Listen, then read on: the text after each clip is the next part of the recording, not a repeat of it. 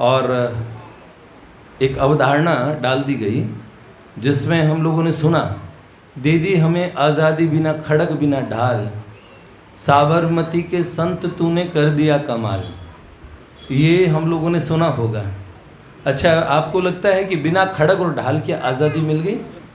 किसको लगता है बिना खड़ग ढाल की आज़ादी मिली है? बहुत।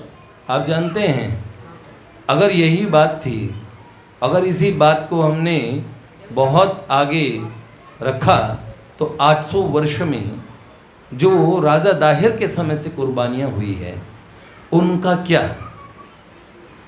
है? आप जानते हैं ना, खुदीराम बोस से लेके भगत सिंह तक, ये कितने क्रांतिकारियों ने जो देश का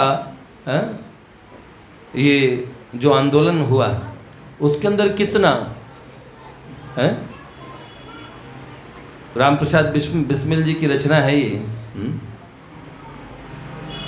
सरफरोशी की तमन्ना अब हमारे दिल में है, देखना है जोर कितना बाजुए कातिल में है, देखना है जोर कितना बाजुए कातिल में है। हम तो घर से निकले ही थे बांध के सर पे कफन, हम तो घर से निकले ही थे बांधने सर पे कफन। क्या देखना है जोर कितना बाजुए कातिल में है, वक्त आने पे बता देंगे तुझे ए आसमां, हम अभी से क्या बताएं क्या हमारे दिल में है, हम अभी से क्या बताएं क्या हमारे दिल। आप जानते हैं बहुत छोटी सी अवस्था के थे खुदीराम बोस। 17 वर्ष की आयु में उनको फांसी पे लटका दिया गया। अंत समय में उन्होंने भगवत गीता को अपने सीने से लगाया और क्या कहा, ते बोले माँ तुम ही अबले बहुबल धारणी, नमामि तारिणी रिपुदल वारिणी। माँ वो तुम्हें अबला कहते हैं लेकिन तू तो बहुबल धारणी है, तू भारत माता है, तुम ही कमला कमल दल विहारिणी। हाँ भगवती तुम ही सब रूपों में हो। अपने राष्ट्र की आराधना में और राष्ट्र के लिए जब बलिवेदी पे आहूत होने का समय आया, देखो युगांतर नाम का एक अखबार चलता था और स्वामी विवेकानंद जी के छोटे भाई संपादक थे उसके ऊपर एक टाइटल लिखा रहता था, युगांतर नाम का अखबार था उसके नीचे लिखा रहता था, बांग्ला में था, युगांतरेर मूल्य फिरंगीर काटेर मुंड। इस युगांतर का मूल्य है फिरंगी का कटा हुआ मुंड। तो इसका जो भी संपादक बनता था उसको 3rd डिग्री इतनी भयानक मिलती थी, तो हर रोज एक नया संपादक चाहिए होता था पिटने के लिए। ब्रिटिश गवर्नमेंट पकड़ लेती थी। अब उसका संपादन कौन करे? अखबार प्रतिबंधित संपादक को सजा मिलेगी। इसी बीच में क्या हुआ,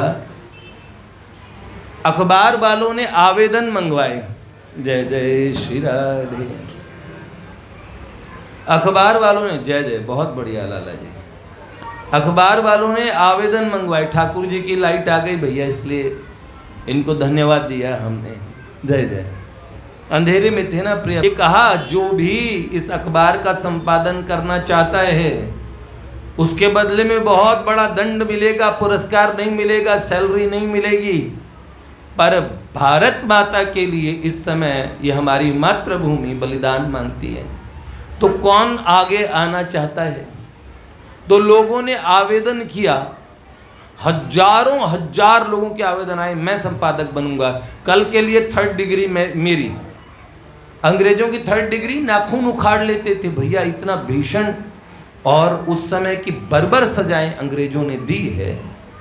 ऐसे में हजारों लोगों ने आवेदन किया, तो अखबार वालों ने, विवेकानंद जी के भाई ने लिखा कि जो अपने खून से लिख के आवेदन करें, खून से लिख के। तो अपने खून से लिख के लोगों ने, हजारों लोगों ने भेज दिया। उस समय ऐसी क्रांति की भावना थी। बापू का चरखा चला और हमारा देश आज़ाद हो गया। एसी के कमरों में बैठ के आज़ाद हो गया। वाह वाह वाह, ये कितनी गलत फहमी में आप हैं, है ना। देश के चाचा से और आपने क्या सीखा ये हमें नहीं पता, लेकिन हम बताएं बात। जिस तरीके से जिस बकरी और को रस्सी से बांधा करते थे प्यारे बापू, उस रस्सी को म्यूज़ियम में दिखाते हैं। हमारे भारत के बच्चों को बकरीबाज बना देंगे। आप ये सोचो, अगर हम वो रस्सी दिखाते जिसमें वीर भगत सिंह फांसी के फंदे पे झूले थे, बाघा जतिन का क्या हुआ, खुदीराम बोस का क्या हुआ। हजारों वर्ष की ये परंपरा को 800 वर्ष तक, और हमारे भारत के महासमर में, इसमें आज़ादी का महासमर 200 वर्ष अंग्रेजों के, बाकी वर्ष मुगलों के। हम कभी पूरे गुलाम नहीं हुए, हमेशा लड़ते रहे थे, लेकिन हमें कहा गया हम 800 साल से गुलाम हैं। कमाल की बात है। फिर योद्धा कौन थे अभी तक? तो अगर हम कहें ना, ये केसरिया बानाएं हैं ये भारत की, और जो तिरंगे में एक रंग है वो है केसरिया रंग। ये त्याग का रंग है, बलिदान का रंग है। हमारे राजस्थान में कहते हैं जिस दिन क्षत्रिय केसरिया पगड़ी पहन के निकलते थे, केसरिया बाना धारण करते थे फौजी। आप फौजी हो ना बीएसएफ वाले भैया? देखो एक फौजी आ गए 15 अगस्त से पहले। तो ये क्या है, केसरिया बाना मतलब आज बलिदान करेंगे। हाँ, ये बहुत बड़ी बात थी। क्षत्राणियां क्या कर लेती थी? जौहर कर लेती थी। कितने कितने जौहर हुए, कितना कितना गौरव में इतिहास है, हम भूल गए। हाँ, और हम लोगों को ये रटवा दिया, हम ऐसे ही एक्सीडेंटली और आज़ाद हो गए चाचा और बापू की कृपा से। ऐसा नहीं है, बिल्कुल भी नहीं है। किन उनका क्या योगदान था, उनका योगदान था कि नहीं था, उस विषय में मैं कुछ भी नहीं बोलता, पर मैं इस विषय में ज़रूर बोलूँगा कि जो ये कहते हैं कि क्रांतिकारियों ने कुछ नहीं किया, कितनी बड़ी गलत बात है। कैसे वीर सावरकर ने काला पानी की सज़ा भुगती, कैसे इन महापुरुषों ने कष्टों को पाया है। बहुत बहुत अगर हम कहें प्रारंभ से लेके और आज तक हमें सब महापुरुषों को याद करना चाहिए, तब हमें आज़ादी मिली है। हैं? एक हम गाते हैं क्या, मेरा रंग दे बसंती चोला, मेरा रंग दे बसंती चोला, माए रंग दे बसंती चोला, माए रंग दे बसंती चोला। इस चोले को पहन शिवाजी खेले अपनी जान पे, इसे पहन झांसी की रानी मिट गई अपनी आन पे। आज उसी को पहन के निकला, आज उसी को पहन के निकला हम मस्तों का टोला, मेरा रंग दे बसंती चोला, माए रंग दे बसंती चोला। बड़ा ही गहरा दाग है यारो जिसका गुलामी नाम है, बड़ा ही गहरा दाग है यारो जिसका गुलामी नाम है। उसका जीना भी क्या जीना जिसका देश गुलाम है, उसका जीना भी क्या जीना जिसका देश गुलाम है। सीने में जो दिल था यारो,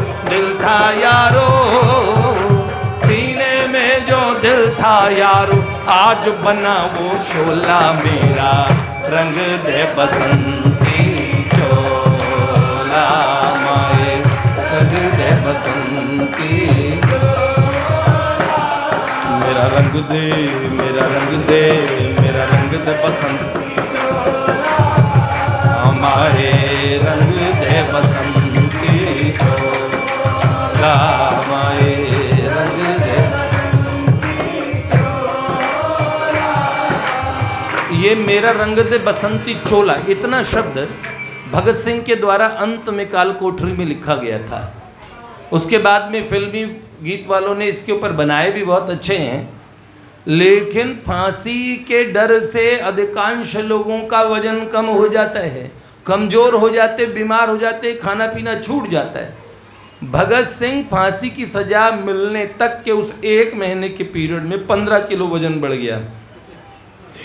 लोकमान्य तिलक की गीता रहस्य पढ़ते थे और एक शब्द कहा उन्होंने, नैनम छंदंति शस्त्राणी नैनम दहती पावका।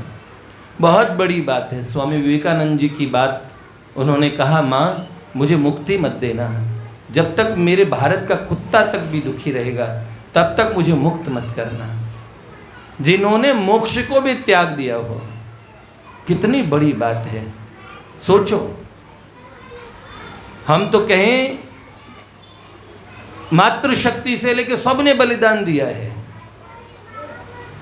पन्ना धाय, आप बताइए कौन सी बहुत पढ़ी लिखी थी? धाय थी।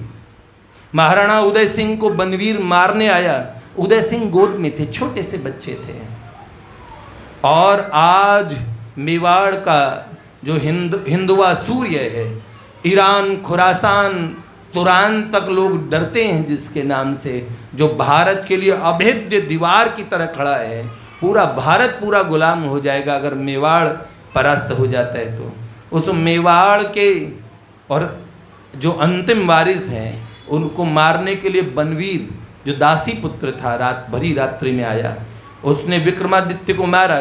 जो राणा विक्रम थे ना, जिन्होंने मीराबाई को बड़ा दुख दिया था, मीरा के देवर जी, तो राणा विक्रम का रात में कत्ल किया। और उसी तलवार को लेके, खून सनी तलवार को लेके पन्ना धाय, जो धाय माँ थी, जो गोद में छोटे महाराणा होने वाले थे, जो उनको पाला करती थी, तो उस धाय माँ का एक बेटा था, उसका अपना बेटा, उसका भी बच्चा हुआ था और उधर महारानी के भी पुत्र हुआ।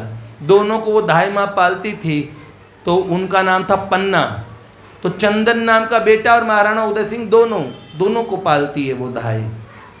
जब मध्य रात्रि में उसे पता लगा, बनवीर ने ऐसे महलों में खबर उड़ी कि बनवीर ने विक्रमादित्य को मार दिया है, उदय सिंह को, छोटे नवजात शिशु को मारने के लिए आ रहा है, तो पन्ना डर गई। पूरे महल में बाहर चौकसी बनवीर के सैनिक लगे हुए हैं, मैं कैसे करूं? एक क्षण में उस अनपढ़ क्षत्राणी ने ये निर्णय लिया कि अपने से स्वार्थ से बड़ा तेरा वैभव अमर रहे माँ, हम दिन 4 रहे न रहें। ऐसे कह के उस क्षत्राणी ने क्या किया? उसने वो निर्णय लिया जो दुनिया की कोई माँ नहीं ले सकती। सब अपने बच्चों को बचाना चाहते हैं, एक स्वार्थ सबका होता है, लेकिन मातृभूमि के लिए इतना बड़ा बलिदान। अपने दूध मुँह शिशु को, अपने बेटे चंदन को उसने महाराणा उदय सिंह के स्थान पे उनके कपड़े पहना के, बढ़िया कपड़े पहना के उस रात्रि में लिटा दिया।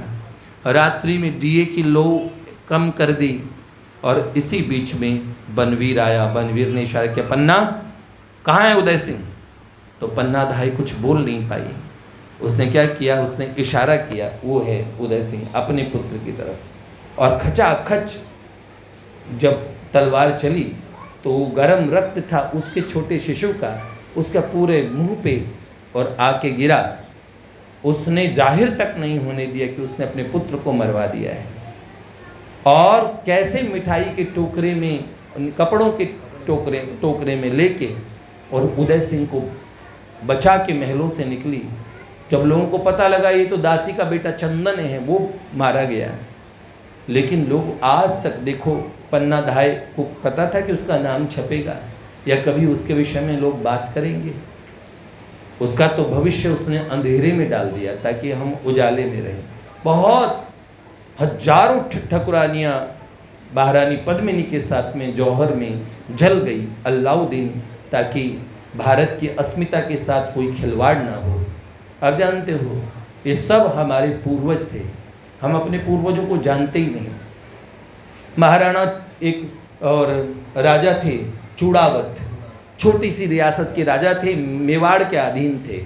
मुगलों का आक्रमण हुआ मेवाड़ पे, तो छोटा सा गांव पड़ता है, उसके जो राजा अभी नए गद्दी नशीन राजा थे, नया लड़का था, बहुत वीर योद्धा। राणा जी ने खबर भेजी कि मुगलिया फौज आ रही है, हमें तैयारी के लिए समय चाहिए। तुम्हारे पास कितने फौजी हैं? मेरे पास 500 फौजी हैं। अगर तुम उस लाखों की फौज को एक बार थोड़ी कम से कम 5-6 घंटे के लिए रोक लो तो हम अपनी पूरी तैयारी कर लें। मतलब लाखों के बीच में उन 500 राजपूतों का मरना तय था। और उसी बीच में चुड़ावत के एक साथ क्या हुआ, उसका ब्याह हुआ था।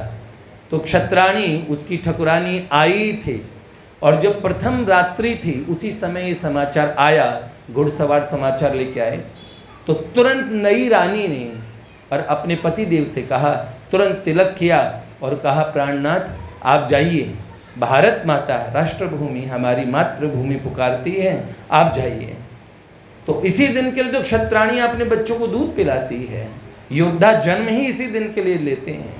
तो मेरा जो प्रेम है उससे बड़ा प्रेम मातृभूमि का प्रेम है, आप जाइए। बड़ी देशभक्ता, परम भगवत भक्ता, उसको बोलते थे हाड़ी रानी।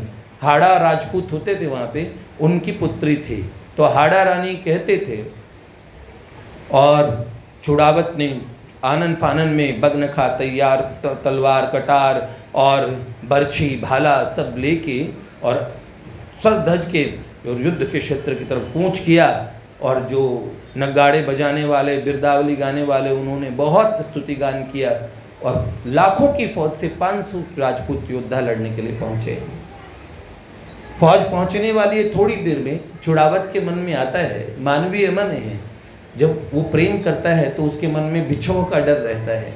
चुड़ावत के मन में आया कि कहीं मैं आखिरी बार ही, ये मेरे अंतिम बार ही है, मेरी पत्नी को मैंने जी भर के नेत्रों से देखा भी नहीं, उसकी स्वभाव भी कितना शील है, कितना देश प्रेम है, एक बार मैं उससे एक मुलाकात और कर लूँ और उसे कहूँ मुझे कोई निशानी दे दे, निशानी दे दे तो मैं ऐसा लड़ूँ, ऐसा युद्ध करूँ, साथ में मुझे उसकी निशानी मिल जाए तो।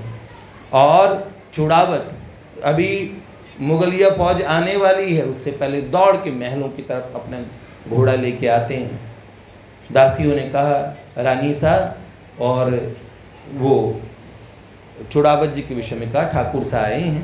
तो जैसे ही कहा तो बोले, उन्होंने कहा युद्ध छोड़ के भाग के तो नहीं आए, युद्ध तो अभी भी निकले थे, वापस कैसे आ गए?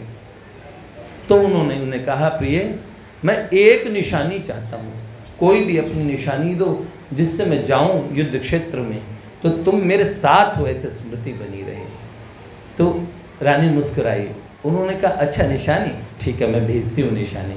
अंदर गई, कुछ ही समय, कुछ ही पल बीते थे और एक उदास सी दासी, बड़ा चेहरा उतरा हुआ था, एक थाल में कुछ ढका हुआ था और उसमें उन्होंने कहा कंवर साहब ये ठकुरानी सा ने ये राखी ये निशानी भेजी है, ये निशानी भेजी है, ये निशानी उनकी जो आपने उनसे मांगी थी। तो उसमें क्या है? तो उन्होंने आप देख लीजिए। तो जैसे उन्होंने वस्त्र हटाया तो देखा था उस ठकुरानी ने अपना सर काट के रख दिया था, अपना सर काट दिया। हमारे यहाँ पे, और हम बाल्यकाल से हमने भारत का और हमारे महापुरुषों का, हमारे इन वीर योद्धाओं का इतिहास पढ़ा है। ऐसे बलिदान इनकी चर्चा किसी ने की। शिवाजी राजा, मैंने कहा इस चोले को पहन शिवाजी खेले अपनी जान, पहाड़ी चूहा कहते थे, पहाड़ी चूहा। पर शिवाजी क्या बात थे भैया, क्या बात थी। जानते हो अफजल खान को कैसे मारा, सबको, शाइस्त खान कैसे आधी रात में भागा। गोलकुंडा के नवाब से शिवाजी दोस्ती करने क्यों गए? बीजापुर के अहमद शाह को धूल चटानी थी।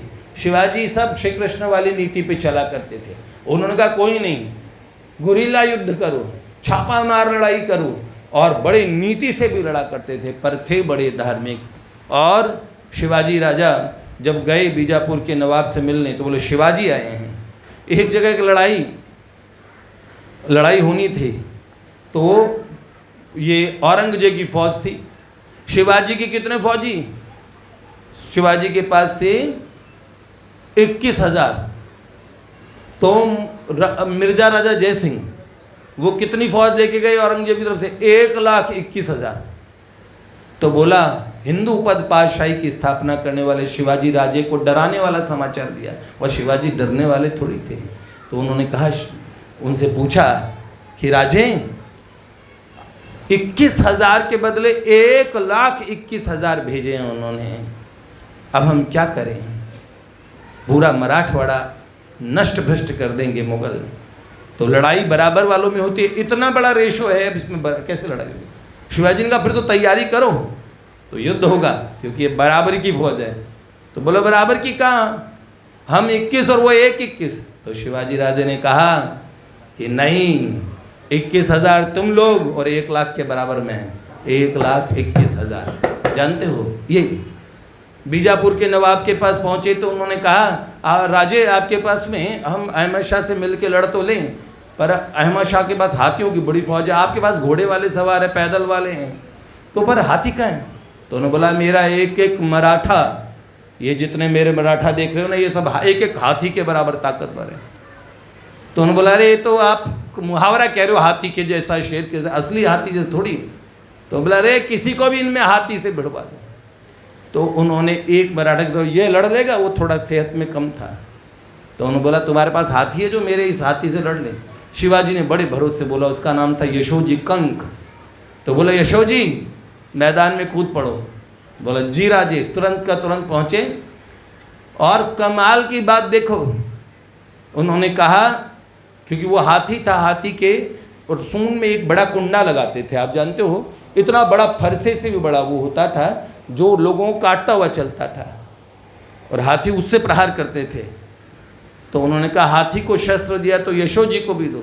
तो मैं बोला ये तो फिर सब लोग बोलने लगे, तो बेईमानी है बेचारे, इसको हाथी हाथी है ये, पर यशो जी के हाथ में तलवार, हाथी के और सूंड में बड़ा कुंडा, दोनों जने। हाथी ने इतने प्रहार किए, पर वो चीते से जैसे फुर्तीले थे। 1 घंटे तक उन्होंने हाथी को ऐसा थकाया, और क्योंकि शिवाजी की ट्रेनिंग बड़ी तगड़ी होती थी, तो हाथी की टांगों के बीच में से निकल निकल के उन्होंने हाथी को इतना तंग कर दिया, हाथी थक हार गया। तो हाथी की सूंड पकड़ के उन्होंने काट के और ऊपर वो अहम जो गोलकुंडा का नवाब था उनकी तरफ फेंक दी। शिवाजी महाराज की आंखों में आंसू आ गए। तो उन्होंने बोला महाराज आपकी आंखों में आंसू क्यों आए? बोला आज मैंने अपने एक एक जो मराठा है, ये मेरा एक एक मावली है, ये मेरे प्राणों के समान मुझे प्यारा है। मैं राजा नहीं, ये मेरे प्यारे हैं, मेरे परिवार के लोग हैं। तो उन्होंने बोला आज मैंने एक हाथी से भिड़वा दिया। बहुत महाराज जसवंत सिंह के पुत्र सिंहों से लड़ लेते थे। हमारे यहाँ बालक गिनती सीखा करते थे, शेर के दांत गिन के। राजा भरत की कहानी जानते हो, उसके नाम पे भारत नाम पड़ा है। अरे आज तक, वर्तमान समय तक हमारे यहाँ योद्धाओं की कमी नहीं रही। वास्तव में हमें तो अपनों ने लूटा है, घर को लगा दी आग घर के चरागों ने, और डस लिया देश को जहरी नागों ने, और घर को लगा दी आग घर के चरागों ने। बड़ी और ये विडंबनाएं हैं आज भारत के बालकों को। और हमारे प्रधानमंत्री जी, यशस्वी प्रधानमंत्री जी अगर ये चाहते हैं, इसमें क्या बुराई है? इस चीज़ तक का भी विरोध किया जा रहा है कि तिरंगे का वो क्यों लगाएं, वो क्या बोलते हैं उसे, डीपी पे, और उस पर क्या बोलते हैं जो फ़ोन के पर लगाते हैं बच्चे लोग, स्टेटस, वॉलपेपर, ये सब। अब बताइए इसमें लगाने में क्या बुराई है? भारत में ही रह रहे हैं हम, भारत में ही खा रहे हैं भारत। तो फिर अब बताओ, ऐसा अगर हमारे देश में, और अगर आज ये भी चीज़ समझानी पड़ती हो, इसके भी लॉजिकली हमें बताना पड़ रहा हो। अरे क्या, हर देश का एक प्रतीक होता है। देशभक्ति की भावना ने इजराइल को कहाँ से कहाँ तक, 70 दुश्मन देशों के बीच में छोटा सा इजराइल, और सबकी नाक में दम कर रखा है। जापान देखो अपनी राष्ट्रवादी भावना से कितना आगे बढ़ गया, परमाणु बम गिरा था उस पर, और कितनी राष्ट्रवाद की भावनाएं हैं। एक बार चोर एक जापानी के घर में घुसा, तो वो चोर था और अचानक वो डर के मारे, वो कुछ टटोल रहा था मालिक, उसका हाथ किस पे लग गया? टेप रिकॉर्डर जो होता है ना, उस पे से हाथ लग गया। हाथ लगते ही इत्तिफाकन बज गया वहाँ का राष्ट्रगान, वहाँ का नेशनल एंथम, और वो बजते ही चोर था वो सीधा खड़ा हो गया। अच्छा, तो वो जल्दी जल्दी गया, फ़ोन करवाया, पुलिस आई और पकड़ लिया उसे। कमरे के बाहर उसे कुंडी लगाई दी थी, चोर भागा नहीं। जज के सामने ले जाया गया तो चोर से कहा, कह रहे कि कैसे पकड़ा, कौन सी स्थिति में? तो बोले ये बंदा सीधा खड़ा हो गया, मैंने गेट बंद कर दिया। तो बोले भैया तुम सीधे खड़े क्यों हुए, तुम भागे क्यों नहीं? तो उसने बताया असल में उस समय टेप रिकॉर्डर पे हमारे देश का नेशनल एंथम बज रहा था, इसलिए मैं खड़ा हो गया। जज सोचने लगे तो उन्होंने बोला तुम क्या कर रहे थे? बोले मैं रिपोर्ट लिखाने जा रहा था ना, जो घर का मालिक था। तो जज ने बोला 3 महीने का कारावास जिसके घर में चोरी हुई उसको दो और चोर को इनाम दो। ये देशभक्त है और हमें हमारे देश को देशभक्तों की ज़रूरत है, राष्ट्रवादियों की बड़ी ज़रूरत है। तो इसलिए बहुत आवश्यक है हम अपने बालकों को ये बताएं, ये अपने पूर्वजों के विषय में बताएं और उनका गौरव में अतीत उन्हें सिखाएं। हम ऐसे ही हम वो नहीं है, जब दुनिया के लोग नंगे बूचे घूमा करते थे तब हमारे यहाँ वेद मंत्र बोला करते थे। ऐसी भव्य सभ्यताएं हमारे यहाँ हुआ करती थी। आज खुदाइयों में हमारा इतिहास निकल रहा है। 8-8 हज़ार वर्ष पुराने मंदिर मक्के में निकल रहे हैं। ये देखो कितनी बड़ी बात है। पूरे विश्व में हम थे, लेकिन हम सिमट जाएंगे अगर हम लोग ऐसे ही रह जाएंगे, राष्ट्र के विषय में सोचेंगे नहीं तो। लाडली लाल की जय।